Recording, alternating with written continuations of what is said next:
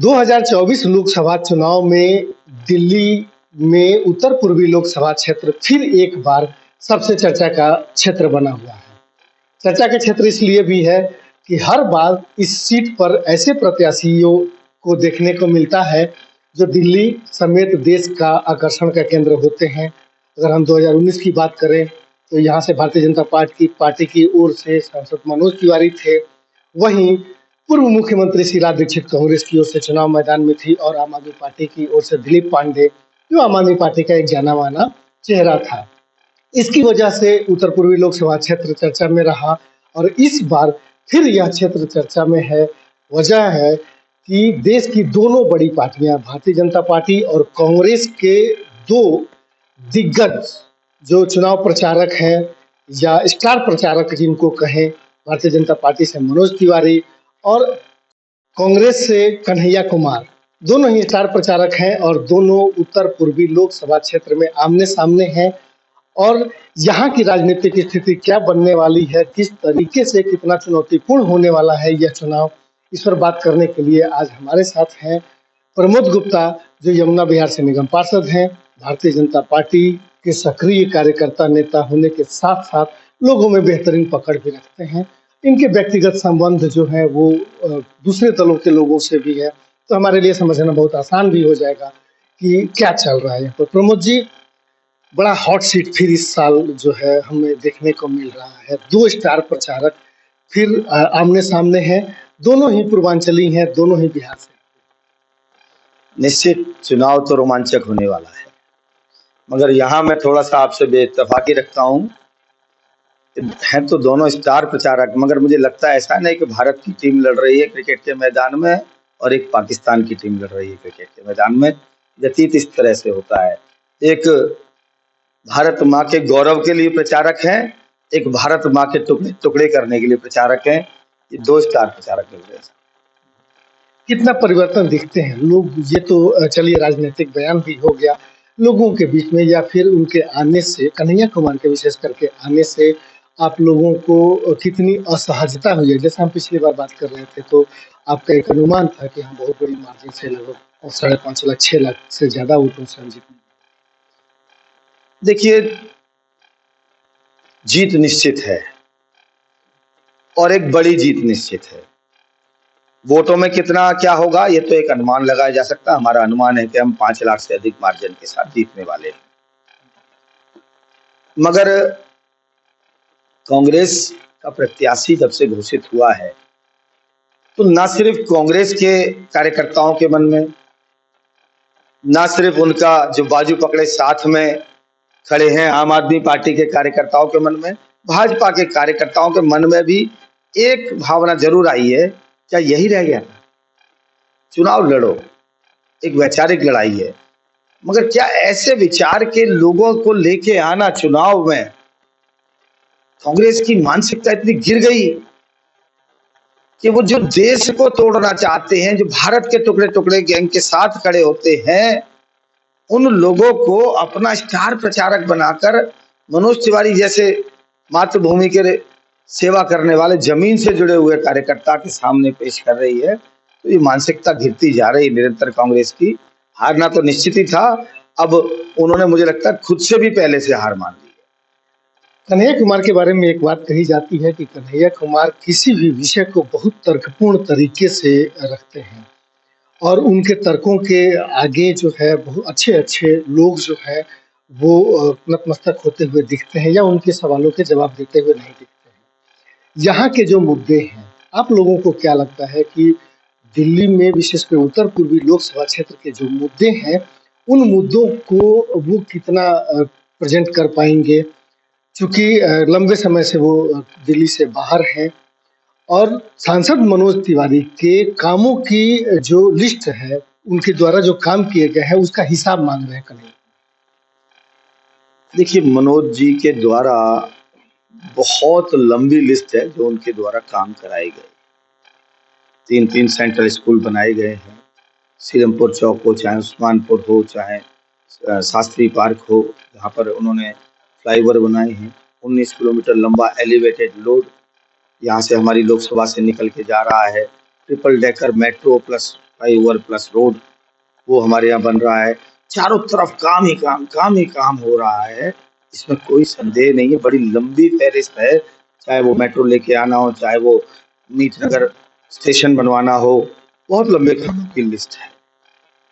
मगर इससे लंबी लिस्ट मनोज तिवारी के हाथ में आगे की भविष्य की योजनाओं की है। इस क्षेत्र को वो दिल्ली का ही नहीं, भारत के बेहतरीन क्षेत्रों में बनाने की मंशा रखते हैं, इसके भाव के साथ काम कर रहे हैं। मगर तकलीफ तो इस बात की है कि अच्छा लगता कि विपक्ष में भी कोई सामने मजबूत आदमी आता, कम से कम दमदारी से कुछ सवाल तो पूछता। अब तो जो आया है उसे यही नहीं पता होगा बुराड़ी कहाँ पर है, उसे यही नहीं पता होगा कि घोंडा के अंदर कौन सी कॉलोनी, जगजीत नगर कहाँ पर है, उसे यही नहीं पता होगा कि गंगोत्री विहार कहाँ पर है, उसे यही नहीं पता होगा कि सीमापुरी के अंदर वो कॉलोनी कहाँ पर है, उसे यही नहीं पता होगा कि करदमपुरी कहाँ पर है। जब तक वो जानेगा, जब तक वहां के लोगों को जानेगा, कब वो इस क्षेत्र को जानेगा, कब इस क्षेत्र के कार्यकर्ताओं को जानेगा, कब इस क्षेत्र के मुद्दे उठाकर बात करेगा, होगा क्या कि उसके कान में जिसने जो कहा उसको सुनेगा, समझने का तो समय होगा नहीं, और उसको रखेगा तो भानुमती का तबेला, कहीं की ईंट कहीं का रोड़ा, वो वाली स्थिति मुझे तो लगता होने वाली। कन्हैया कुमार के एक अपने फॉलोअर भी हैं, जिनको लेकर के काफी ये देखा जाता है कि उनके जो फॉलोअर हैं वो उनको लेकर के बहुत पॉजिटिव भी रहते हैं। यहाँ की अगर मुद्दों की बात करें तो आपने कहा कि बहुत लंबी लिस्ट है मनोज तिवारी के काम की, लेकिन जब आज हम इस क्षेत्र में आ रहे थे तो हमने एक ई रिक्शा देखा जिस पर मनोज तिवारी के चुनाव प्रचार के साउंड बज रहे थे। उसमें मनोज तिवारी के काम का जिक्र नहीं था, उसमें प्रधानमंत्री नरेंद्र मोदी के की गारंटियों की बात थी, प्रधानमंत्री नरेंद्र मोदी के बारे में बात थी, और चुनाव की अपील और वोट की अपील मनोज तिवारी की थी। तो ये माना जाए कि मनोज तिवारी अपने काम को छोड़ के सिर्फ प्रधानमंत्री नरेंद्र मोदी के चुनाव की गारंटी पर वोट मांग रहे हैं, अपने कामों का जिक्र तो उनके चुनाव प्रचार में कम से कम उस स्पीकर में नहीं। देखिए, चुनाव प्रचार कई चरण में होता है, कई तरीके से होता है, अलग अलग समय पर अलग अलग तरह से कहा जाता है। मोदी जी के काम हो या मनोज जी के काम हो, उन्हें अलग करके कैसे देखा जा सकता है। मनोज जी हैं, और मनोज जी जैसे बहुत सारे सांसद देश में जनता के वोट के माध्यम से बन के आए, तभी मोदी जी प्रधानमंत्री। तो एक ही गाड़ी के पहिए हैं, मोदी जी उसके स्टीयरिंग संभाले हुए हैं, देश को किस दिशा में लेके जाना है, एक अच्छे चालक की भूमिका में है, तो उस ट्रेन के अंदर मनोज जी भी सवार हैं और बहुत सारे लोग सवार हैं। तो इसे अलग नहीं देखा जा सकता। जब एक रसोई में भोज बनता है तो उसमें सास भी लगी होती है, ननद भी लगी होती है, बहू भी लगी होती है, तो भोज तो सामूहिक रूप से तैयार होके होता है। लेकिन प्रधानमंत्री की जो स्टेटमेंट है, उनके जो भाषण है, उसमें तो विकास अभी पिछले कई दिनों से दिख ही नहीं रहा। 400 पार भी के भी बातें अब कम सुनने को मिल रही हैं। तो धर्म और मंदिर इसी की बात हो रही है हर मंच पर। देखिए, सामने वाले ने कुछ कहा है तो जवाब तो देना होगा। जब देश की गिरावट सामने आ रही है, वो चिल्ला हम कहते हैं कि सबको जोड़ो, लोग कहते हैं सांप्रदायिकता। आज एक बड़ी प्रमुख बात है सांप्रदायिकता की, कि लोग कहते हैं सांप्रदायिकता। कौन संप्रदाय है, मैं आपसे पूछना चाहता हूँ। एक पार्टी वो है जो एक कानून पूरे देश का लाती है, किसी भी जाति या वर्ग के, जो सबको साथ लेके चलने की बात करता है। वो 140 करोड़ भारतीयों की बात करता है। वो जब राशन बांटता है तो जाति धर्म नहीं देखता, गैस के सिलेंडर बांटता है तो जाति धर्म नहीं देखता, रोड बनाता है तो किस वर्ग के लोग चलेंगे ये नहीं देखता। और एक तरफ वो लोग हैं जो कहते हैं हम जातीय जनगणना करेंगे, हम लोगों का धन और संपत्ति को गिनेंगे, उनका पहला अधिकार मुसलमानों को देंगे। तो वो सांप्रदायिक है या हम संप्रदाय हैं, ये मुझे समझ नहीं आता।